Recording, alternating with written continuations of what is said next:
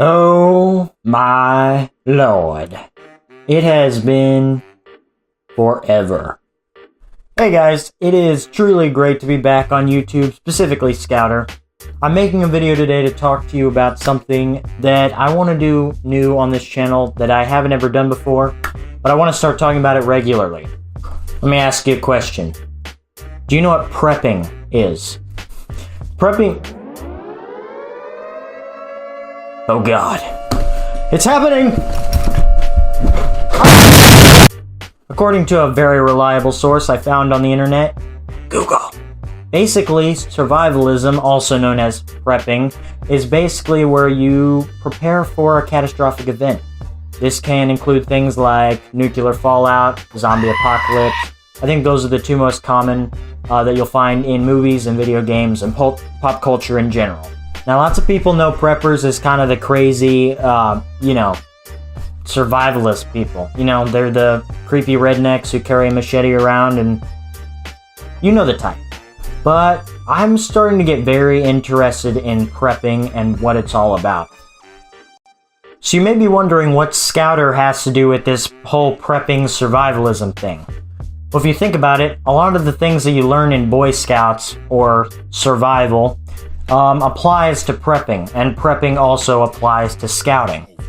For example, what if you have to survive in the woods after some kind of major tsunami? I don't know. I'm just coming up with it as I go. But let's say there's a tsunami and you have to survive in the woods for a couple of days. There's no food, there's very little water, and you have very limited resources. Well, guess what? You've been prepping and you have a bug-out bag. In case you don't know, a bug-out bag is basically a bag that contains items you might need in the case of a prepper situation. Now, because you're prepared for such an accident like the tsunami I mentioned before, you're now prepared to deal with all of the emergencies that you might have. You'll deal with the food shortages, the water shortages, not being able to have supplies.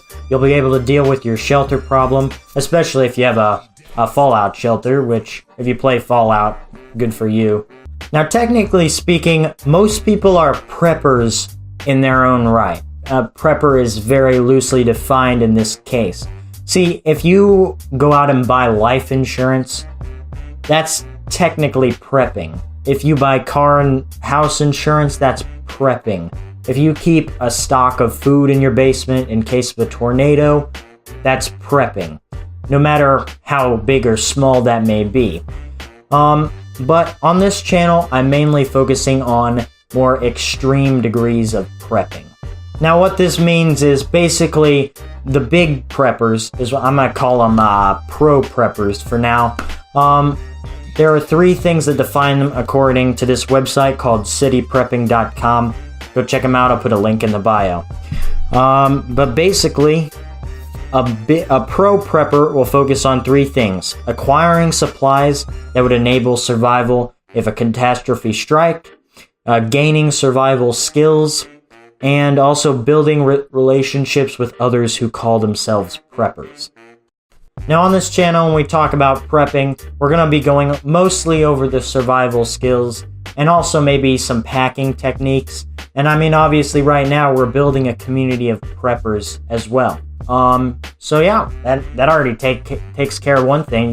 Now, going back to the city prepper website, because I actually really like this article, I'm going to say this is what prepping is in an attitude way. Because prepping doesn't just take the skills and the packing and the community, it also takes a large amount of attitude and internal strength. So this is a paragraph from the article.